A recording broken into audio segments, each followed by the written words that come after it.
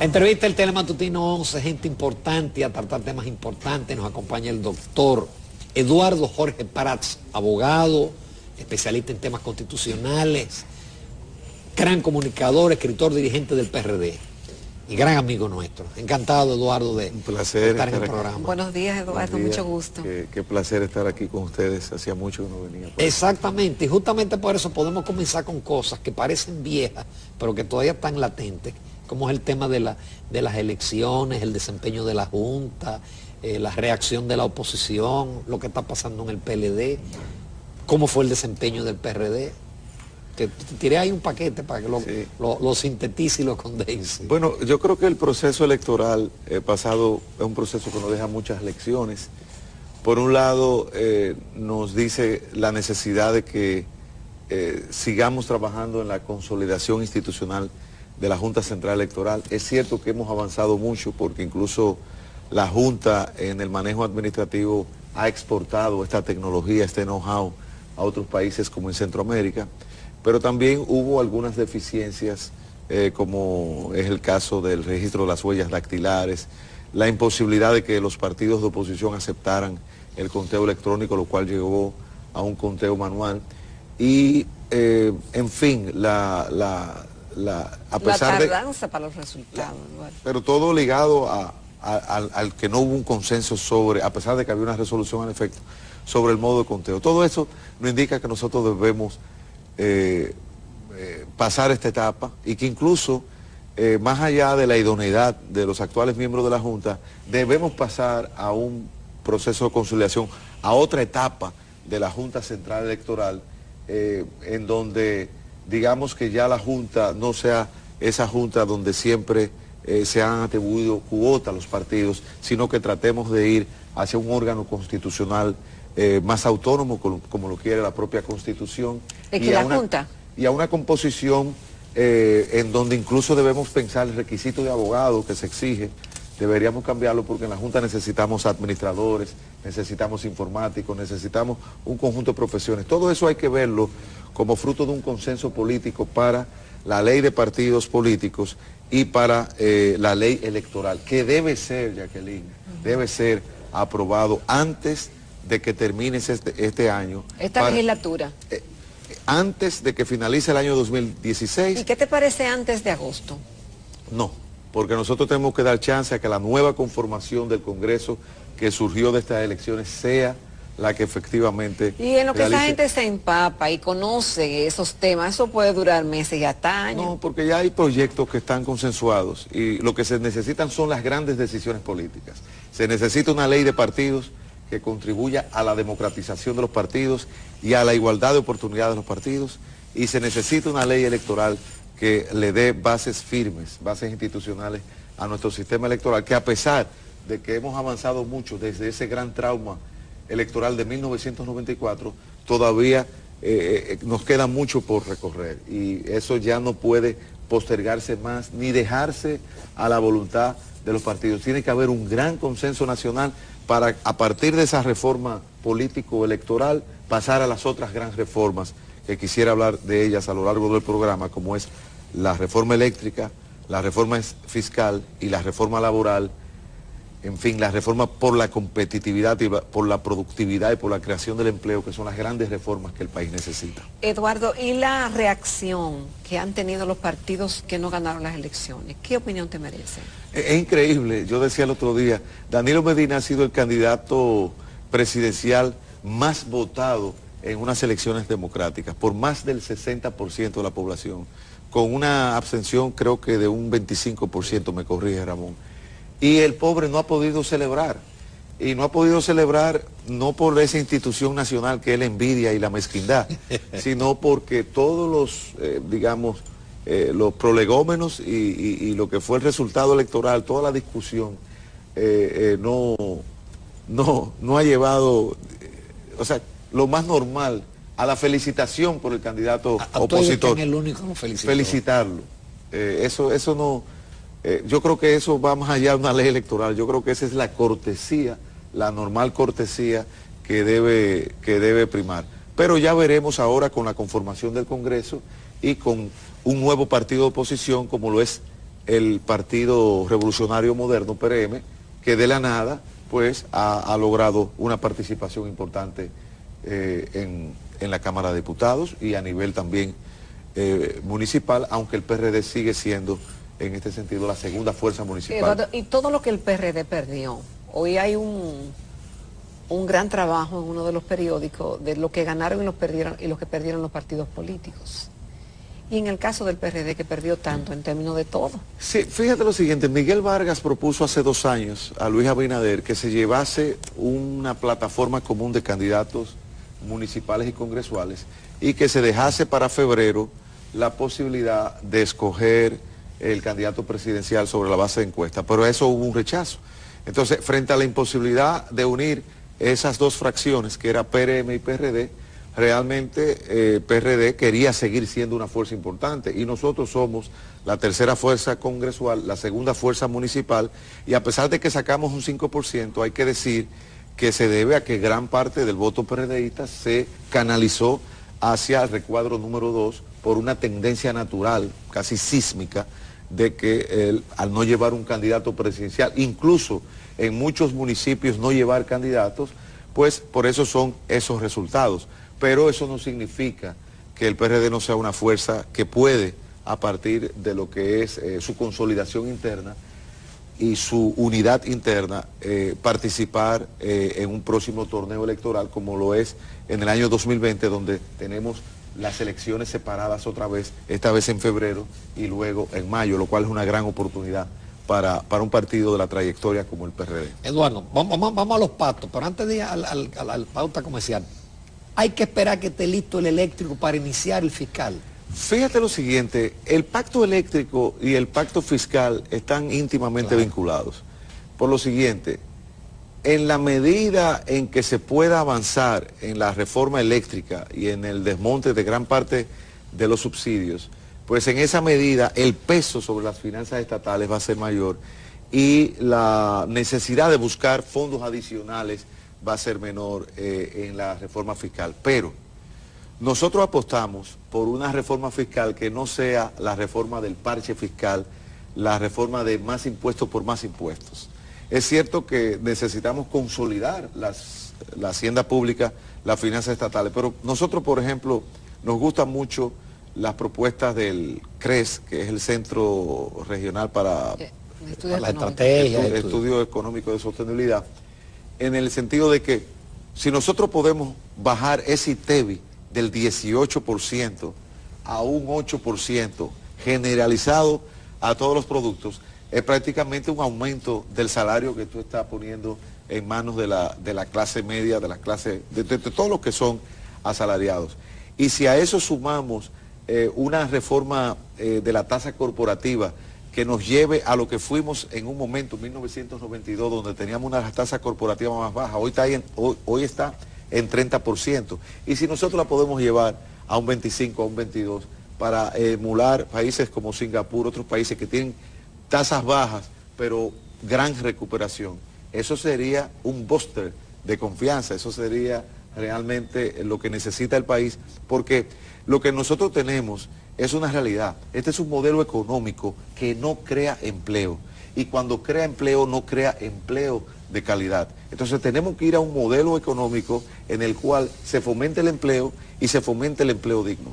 Por eso decimos que la mejor manera de sacar millones de personas a la pobreza no es solamente fortaleciendo el sistema de seguridad social y el Estado social de derecho, es sobre todo creando y activando empleo. Y ahí viene todo lo que es la necesidad de hacer una reforma para la productividad, una reforma para la competitividad.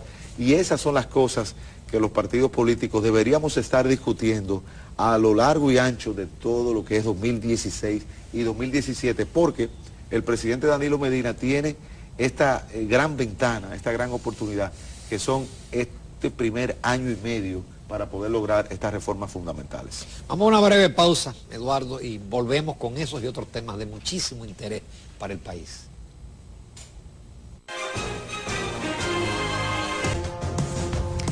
Esta mañana en Telematutino 11 estamos conversando con el licenciado Eduardo Jorge Prats, quien es abogado, experto en temas constitucionales y dirigente del Partido Revolucionario Dominicano.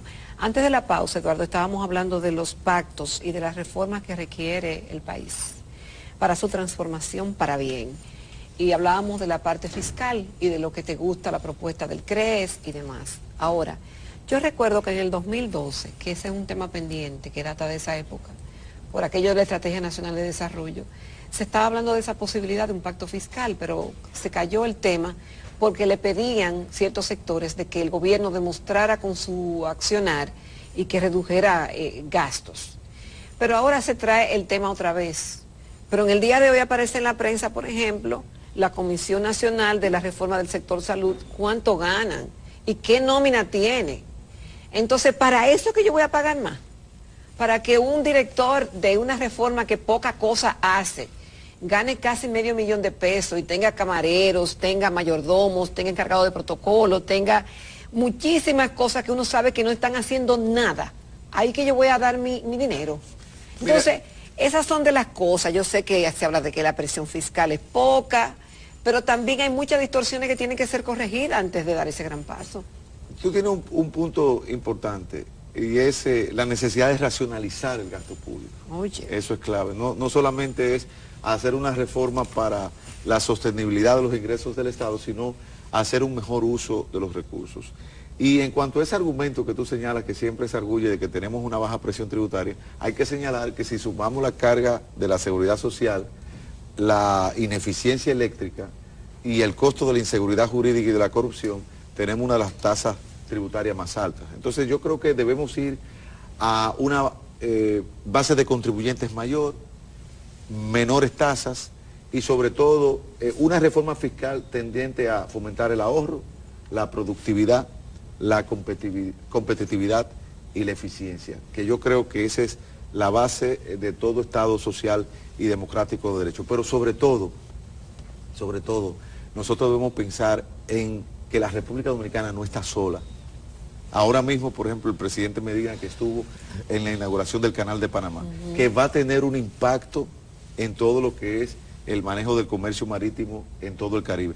Tú misma que mencionabas lo que son los efectos del huracán Brexit, que viene desde Gran Bretaña hacia el Caribe y hacia la República Dominicana. Nosotros no estamos solos. Entonces nosotros tenemos que lograr hacer una reforma que nos haga más competitivos, porque cuando se trata de aumentar el volumen de la inversión extranjera directa, cuando decimos que queremos lograr 10 millones de turistas por año, cuando queremos que nuestras industrias puedan competir, estamos compitiendo con otras naciones y por lo tanto nosotros no podemos hacer una reforma fiscal aquí como que nosotros estamos solos, porque perfectamente las empresas se pueden localizar en otra región. Y entonces ahí es que nosotros tenemos que pensar como país. Y ahí es que el presidente Medina tiene que encabezar un proceso de concertación nacional que logre sentar a todas las fuerzas políticas, sociales y económicas. Porque si vamos a hacer una reforma fiscal, no es una reforma a la medida de determinados sectores. Tiene que ser una reforma a la medida de lo que son los diferentes intereses nacionales. ¿Cuál es tu opinión sobre el tema del gasto tributario, del conjunto de exenciones? Fíjate lo siguiente, hay exenciones que son mandatorias desde el punto de vista constitucional. Como por ejemplo. Las exenciones a las industrias, a las empresas fronterizas. Si nosotros decimos que ha aumentado la inmigración de ilegales haitianos a la República Dominicana, si decimos que debemos fortalecer la nacionalidad nacional, si decimos que debemos dominicanizar la frontera, si decimos que debemos desarrollar la frontera, no basta con decirlo de la boca para afuera. La Constitución ordena que haya exenciones fiscales. Ahí hay uno. ¿Y los otros? Bueno, pero yo me quiero focalizar en eso, porque ahora mismo nosotros necesitamos hacer un zíper en la frontera, un zíper ecológico, no un muro como han dicho algunos, sino una verdadera frontera de desarrollo. Y para eso se necesita exenciones fiscales. Pero te digo más, leía hace algunas semanas un trabajo de Víctor L. Rodríguez, antiguo viceministro de Hacienda en la administración del presidente Hipólito Mejía, donde decía que el desmonte de las exenciones no da origen a tal economía en el gasto tributario. Entonces, creo que sobre eso debemos pensar muy seriamente. Pero aunque sea, pero por lo menos la forma. Ahora, tú sabes lo que te da la mayor distorsión de la República Dominicana, el ITEVIS. ¿Por qué? Porque como el ITEVIS no está sobre todos los productos, hay incluso hasta sistemas informáticos que te dicen que están vendiendo arroz cuando lo que están vendiendo es otra cosa. Hay mucha evasión. Entonces, ahí hay mucha evasión. Por eso yo digo, bajemos el ITEVIS de 18 a 8, pongámoselo a todo, incluyendo la medicina y la leche, y tú verás que el empresario no va a poder evadir el ITEVIS. Pero además tú vas a hacer un aumento del salario al empleado y no está a cargo del Estado. Eso es otra cosa. El gobernador del Banco Central, don Héctor Valdés Albizu, ha insistido siempre, incluso Pepín Corripio, ha insistido siempre que nosotros hemos tenido un deterioro del salario real en los últimos 20 años. Hay que ver lo que eran los salarios y lo que son hoy. Entonces, ¿cómo nosotros podemos cambiar esa estructura salarial? Bueno, creando empleos de calidad. Segundo, invirtiendo en la capacitación de los recursos humanos, en la innovación. Tercero, disminuyendo la tasa de ITEVIS para crear un aumento de salario. Y cuarto, aumentando el salario, que eso es una mala palabra para el sector privado, pero hay que aumentar los salarios, porque los salarios no responden ni siquiera a lo que es la evolución de la inflación. Entonces, algo hay que hacer. Entonces, vamos a enfrentarlo desde el punto de vista positivo. En materia, Eduardo, de la reforma laboral, que tú la mencionaste en el otro Mira, segmento. en la reforma laboral, nosotros decimos lo siguiente: el Código de Trabajo debemos tocarlo para acabar con las mafias laborales que demandan a las empresas en todo el territorio nacional. Y que es una mafia que incluso se ha incrustado a nivel del Poder Judicial y que las autoridades del Poder Judicial están combatiendo. Hay que hacer reformas para hacer los procesos laborales más ágiles, para que no sean una extorsión sobre las empresas. Pero nosotros no podemos desmontar el auxilio de cesantía sin crear un seguro de desempleo, porque la propia Constitución, y lo ha dicho el Tribunal Constitucional, dice el principio nunca para atrás como el cangrejo, que en derecho se dice la cláusula del no retroceso social. Entonces yo digo, ¿cuál es la mejor reforma laboral? La mejor reforma laboral es la activación del empleo. ¿Y cómo se activa el empleo? Exacto. Activando la empresa. ¿Y cómo tú activas la empresa? Con una reforma fiscal que haga a las empresas dominicanas más competitivas y más productivas. Entonces, por eso hay que crear ese círculo virtuoso. Y eso es lo que los políticos tenemos que hacer en los próximos 18 meses. Tú favoreces un seguro laboral y eliminar Yo creo que el auxilio de cesantía, que es un seguro que queda a cargo del patrono, a mí me gusta más, porque este es un país donde el dinero público un día está ahí y al otro día desaparece. Entonces uno a veces le tiene miedo a que haya un seguro de... Entonces, el auxilio de cesantía como está, lo que digo es, si se va a desmontar, como algunos empresarios hacen todo un razonamiento sobre eso, entonces vamos a tener la necesidad de crear un seguro de desempleo. Pero entonces se dice que el seguro de desempleo en nuestros países genera un sinnúmero de problemas. Y ahí nos viene el tema del empleo formal y el empleo informal. Y entonces la necesidad, señores, la necesidad de que tengamos una economía formal. Pero para tener una economía formal tenemos que tener un sistema tributario mucho más transparente y eficiente que el que tenemos.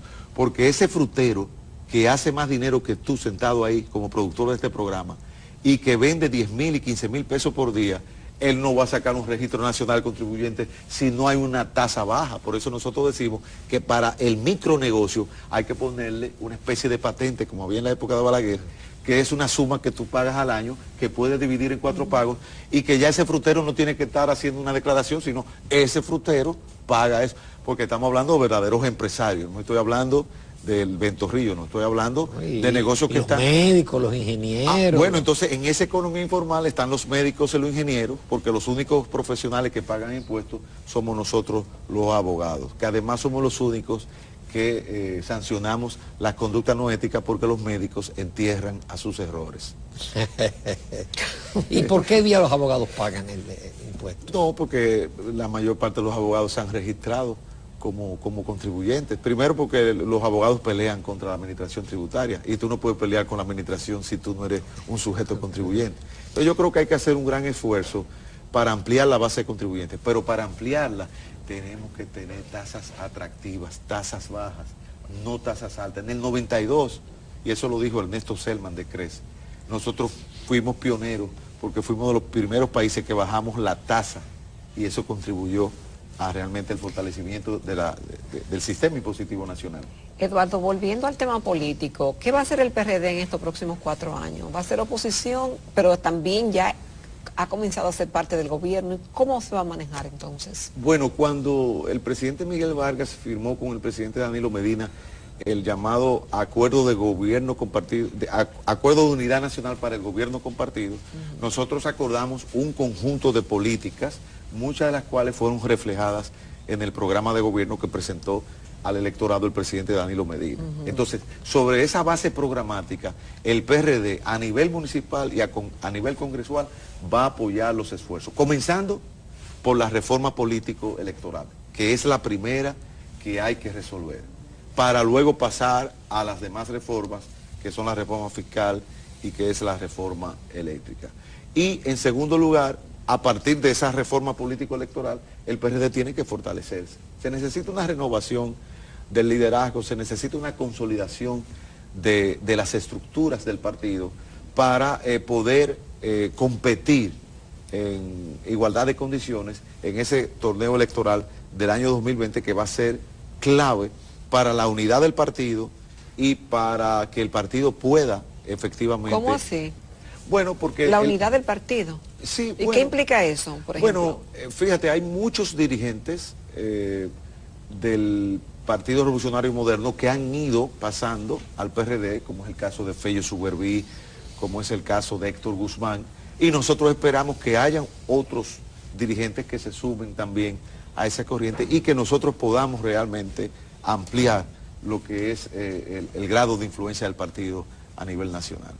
Eduardo Jorge Pará, como siempre, muy agradecido. Se quedan muchos temas contigo, pero yo creo que lo que tratamos fue bastante interesante. Muchas gracias. Nos vamos a comerciales, amables televidentes, a la recta final del Telematutino 11.